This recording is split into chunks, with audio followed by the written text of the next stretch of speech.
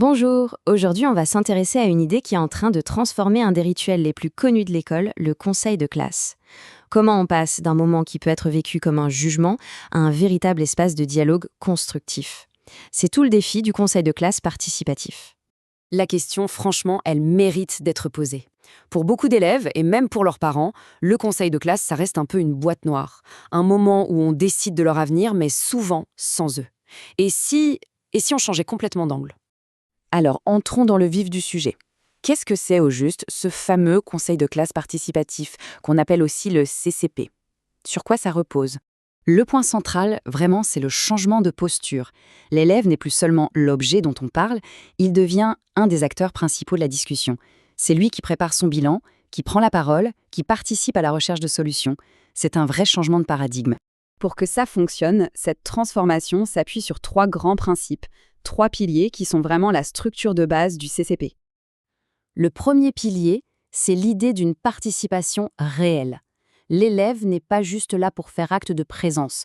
Non, il est impliqué avant, pendant et même après le conseil. Il prépare, il agit et il suit ses objectifs. Deuxième pilier, la coévaluation.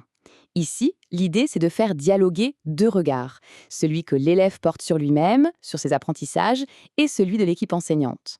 On n'est plus dans une évaluation qui tombe du haut vers le bas, mais dans quelque chose de partagé. Et enfin, le troisième pilier, qui s'inspire directement du psychologue Vygotsky, c'est la recherche de la zone proximale de développement. En gros, on va fixer des objectifs qui ne sont ni trop simples, ni impossibles à atteindre, mais qui sont juste dans cet espace où l'élève peut progresser avec l'aide d'un adulte. Bon, maintenant, on peut se demander si tout ça est bien sérieux. Est-ce que cette idée sort de nulle part? Eh bien non, pas du tout. Elle est même très solidement ancrée à la fois dans la recherche et dans les textes officiels. Ce qu'on voit ici, c'est que le CCP n'est pas une mode passagère. Il fait la synthèse de grands courants de la pédagogie. On y retrouve l'auto-efficacité de Bandura, l'évaluation formative, la motivation. Bref, ce modèle a des bases scientifiques vraiment solides. Et cette crédibilité, on la retrouve aussi au niveau institutionnel. Des circulaires officielles encouragent cette démarche. Le CCP colle parfaitement aux grandes orientations du système éducatif sur l'autonomie de l'élève. D'ailleurs, il a déjà été expérimenté avec succès dans plusieurs académies. Ok, on a vu le pourquoi. Maintenant, passons au comment. Concrètement, comment on fait pour mettre en place un conseil de classe participatif? En fait, le processus est très structuré, en 3 temps. D'abord, il y a la phase de préparation. Elle est essentielle. L'élève remplit une grille pour s'auto-évaluer. Ensuite vient le conseil lui-même, un moment d'échange pour construire ensemble. Et enfin, la phase de suivi, pour que les objectifs fixés ne restent pas juste des mots sur un papier. Le rôle des adultes, c'est de guider, d'accompagner à chaque étape. Et le cœur du réacteur, ce qui rend le CCP vraiment efficace, c'est la façon dont on définit les objectifs. Ils ne doivent pas être vagues, ils doivent être SMART. C'est un acronyme et on va voir tout de suite ce qu'il cache. Cet exemple illustre parfaitement la différence. Dire « je dois plus participer », bon, c'est une intention, mais ce n'est pas un objectif. En revanche, « je lèverai la main pour répondre au moins une fois par semaine en histoire », là on a tout.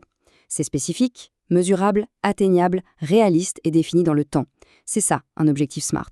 L'élève a quelque chose de concret à faire et ça renforce son sentiment de pouvoir agir. Évidemment, ce n'est pas une recette magique. Mettre en place ce modèle, ça comporte des défis bien réels et c'est très important de les avoir en tête. Pour les équipes enseignantes, le premier obstacle, c'est souvent le temps. Ça peut aussi coincer si le projet n'est pas porté par tout le monde ou si le suivi des objectifs n'est pas cohérent d'un prof à l'autre. Et puis, animer ce genre d'échange, ça demande des compétences particulières. Du côté des élèves, on sous-estime parfois les difficultés. Parler de soi, de ses résultats devant des adultes, c'est très intimidant. Pour un élève qui a des difficultés, ça peut même être angoissant.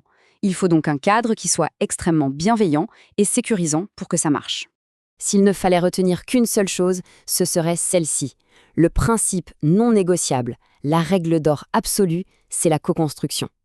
Un objectif qui est imposé à un élève a très peu de chances d'être atteint, tout simplement parce qu'il ne se l'appropriera pas.